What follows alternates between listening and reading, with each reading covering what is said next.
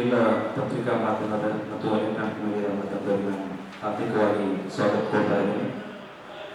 ಸದ್ಗುರು ಭೋಜಲಿಂಗೇಶ್ವರ ದೇವಸ್ಥಾನ ಸಮಿತಿ ವತಿಯಿಂದ ಇವತ್ತು ನಾವು ಪತ್ರಿಕಾಗೋಷ್ಠಿ ಇಡ್ತಾ ಇದ್ದೀವಿ. ಇದರ ಮುಖ್ಯ ಉದ್ದೇಶ ಸಚ್ಚಿದಾನಂದ ನಿತ್ಯ ನಿರಂಜನ ಮೂರ್ತಿ ಶರಣ ಮಹಾತ್ಮ ಭಗವಾನ್ ಭೋಜಲಿಂಗೇಶ್ವರರು ತಮಗೆಲ್ಲ ಗೊತ್ತಿದ್ದಂತೆ ಈ ನಾಡಿನಲ್ಲಿ ಹಲವಾರು ಪವಾಡಗಳನ್ನು ಮಾಡಿ ಸಿದ್ಧತೆಯನ್ನು ಮಾಡಿ ಮಠಕ್ಕೆ ಬರ್ತಕ್ಕಂಥ ಎಲ್ಲ ಭಕ್ತರಿಗೆ ಅಲ್ಲಿ ಬಂದು ಸೇವೆಯನ್ನು ಮಾಡ್ತಕ್ಕಂಥ ಎಲ್ಲ ಭಕ್ತರಿಗೂ ಸಹಿತ ಅವರು ಒಳ್ಳೆಯದನ್ನು ಮಾಡಿದ್ದಾರೆ. ಇಡೀ ಈ ಶ್ರೀಮಠಕ್ಕೆ ಕಲಬುರಗಿ ಜಿಲ್ಲೆ ಅಷ್ಟೇ ಅಲ್ಲ, ಬೀದರ್, ಯಾದಗಿರಿ, ರಾಯಚೂರು, ಬಳ್ಳಾರಿ, ಕೊಪ್ಪಳ, ಕರ್ನಾಟಕದಾದ್ಯಂತ ಮತ್ತು ಕರ್ನಾಟಕ ಹೊರತುಪಡಿಸಿ ಮಹಾರಾಷ್ಟ್ರ, ಆಂಧ್ರ ಪ್ರದೇಶ, ತಮಿಳುನಾಡಿನ ಸಹಿತ ಭಕ್ತರ ಸಂಖ್ಯೆ ಇದೆ. ಭಗವಾನ್ ಭೋಜಲಿಂಗೇಶ್ವರರು ಇದ್ದಂತ ಸಂದರ್ಭದಲ್ಲಿ ಆಸ್ಪತ್ರೆಯಲ್ಲಿ ಬಗೆಹರಿಯದಂತಹ ಎಷ್ಟೋ ರೋಗಗಳನ್ನ ರೋಗಿಗಳಿಗೆ ಉಪಚಾರ ಮಾಡಿರ್ತಕ್ಕಂಥವ್ರು ಯಾರಾದರೂ ಇದ್ರೆ ಅದು ಭಗವಾನ್ ಭೋಜಲಿಂಗೇಶ್ವರರು ಅಂತ ನಾನು ಹೇಳಕ್ ಬಯಸ್ತೇನೆ. ಆ ಮಹಾತ್ಮರು ಈಗ ಲಿಂಗೈಕ್ಯರಾಗಿದ್ದಾರೆ, ಶಿವೈಕ್ಯರಾಗಿದ್ದಾರೆ. ಭಕ್ತರ ಅಪೇಕ್ಷೆ ಇತ್ತು ಏನಂದ್ರೆ ಭಗವಾನ್ ಭೋಜಲಿಂಗೇಶ್ವರರ ಒಂದು ಭವ್ಯವಾಗಿರ್ತಕ್ಕಂಥ ದೇವಸ್ಥಾನವನ್ನ ಮಾಡಬೇಕು ಅಂತ ಹೇಳಿ ಅವರ ಅಪೇಕ್ಷೆ ಇತ್ತು.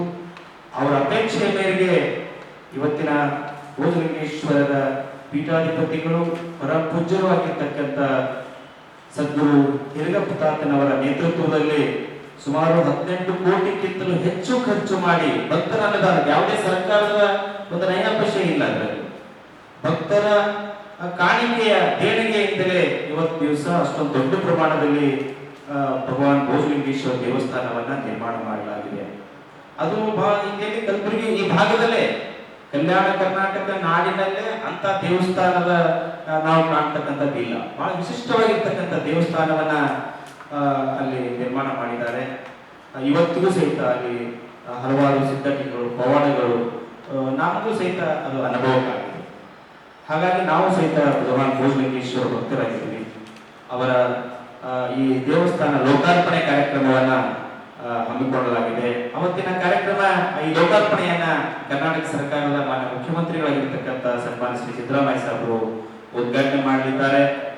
ಮತ್ತು ಈ ಕಾರ್ಯಕ್ರಮದ ಅಧ್ಯಕ್ಷತೆಯನ್ನ ನಮ್ಮ ಕಲಬುರಗಿ ಜಿಲ್ಲೆಯ ಉಸ್ತುವಾರಿ ಸಚಿವರು, ಗ್ರಾಮೀಣಾಭಿವೃದ್ಧಿ ಸಚಿವರಾಗಿರ್ತಕ್ಕಂಥ ಸನ್ಮಾನ್ಯ ಶ್ರೀ ಪ್ರಿಯಾಂಕ್ ಖರ್ಗೆಜಿ ಅವರು ಅದರ ಅಧ್ಯಕ್ಷತೆ ವಹಿಸಿಕೊಳ್ಳಲಿದ್ದಾರೆ. ಮತ್ತು ವಿಶೇಷವಾಗಿ ಶ್ರೀಮಠದಲ್ಲಿ ಒಂದು ಬೆಳ್ಳಿ ರಥವನ್ನ ನಿರ್ಮಾಣ ಮಾಡಲಾಗಿದೆ. ಆ ಬೆಳ್ಳಿ ರಥವನ್ನ ನಗರಾಭಿವೃದ್ಧಿ ಸಚಿವರಾಗಿರ್ತಕ್ಕಂಥ ಸನ್ಮಾನ್ಯ ಶ್ರೀ ಸುರೇಶ್ ಭೈತಿ ಅವರು ಲೋಕಾರ್ಪಣೆ ಮಾಡ್ತಾ ಇದ್ದಾರೆ. ಹಾಗೆಯೇ ಒಂದು 5 ಕೋಟಿಗಿಂತ ಹೆಚ್ಚು ಖರ್ಚು ಮಾಡಿ ಒಂದು ಕಲ್ಯಾಣ ಮಂಟಪವನ್ನ ಪರಮ ಪೂಜ್ಯರು ನಿರ್ಮಾಣ ಮಾಡಿದ್ದಾರೆ. ಅದನ್ನು ಸಹಿತ ನಮ್ಮ ಸಾರಿಗೆ ಸಚಿವರು ಮತ್ತು ಮುಜರಾಯಿ ಸಚಿವರಾಗಿರ್ತಕ್ಕಂಥ ಸನ್ಮಾನ್ಯ ಶ್ರೀ ರಾಮಲಿಂಗಡ್ ಸಾಹೇಬರು ಅದನ್ನ ಲೋಕಾರ್ಪಣೆ ಮಾಡ್ತಾ ಇದ್ದಾರೆ. ಈ ಕಾರ್ಯಕ್ರಮದಲ್ಲಿ ಮುಖ್ಯ ಅತಿಥಿಗಳಾಗಿ ನಮ್ಮ ಸಚಿವರಾಗಿರ್ತಕ್ಕಂಥ ಸನ್ಮಾನ್ಯ ಶ್ರೀ ಡಾಕ್ಟರ್ ಶ್ಯಾಮಪ್ರಕಾಶ್ ಪಾಟೀಲ್ ಸಾಹೇಬರು, ಸನ್ಮಾನ್ಯ ಶ್ರೀ ಶರಣಬಸಪ್ಪ ದರ್ಶನಾಪುರ್ ಸಾಹೇಬರು ಮತ್ತು ಜಮೀರ್ ಅಹಮದ್ ಖಾನ್ ಅವರು, ಸತೀಶ್ ಜಾರಕಿಹೊಳಿ ಅವರು, ಶಿವರಾಜ್ ತಂಗಡಿ ಅವರು, ಹೀಗೆ ಎಲ್ಲ ಬಹಳಷ್ಟು ಸಚಿವರು ಬರ್ತಾ ಇದ್ದಾರೆ.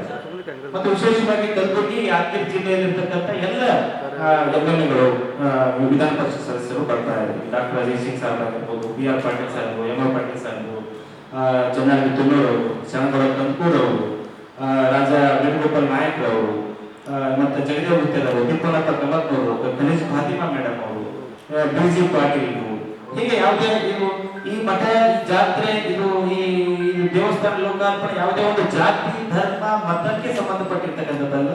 ಎಲ್ಲಾ ಜಾತಿಗಳನ್ನು ಒಳಗೊಂಡು, ಎಲ್ಲಾ ಧರ್ಮಗಳನ್ನು ಒಳಗೊಂಡು ಶ್ರೀಮಠ ಇರುವುದರಿಂದ ಎಲ್ಲ ಭಕ್ತರು, ಎಲ್ಲಾ ಜನಾಂಗದ ಭಕ್ತರು ಇರುವುದರಿಂದ ಹಾಗಾಗಿ ಇವತ್ತು ದಿವಸ ಎಲ್ಲರೂ ಸಹಿತ ಪಕ್ಷಾತೀತವಾಗಿ ಕಾರ್ಯಕ್ರಮಕ್ಕೆ ಪರಮ ಪೂಜ್ಯರು ಆಹ್ವಾನ ಮಾಡಿದ್ದಾರೆ.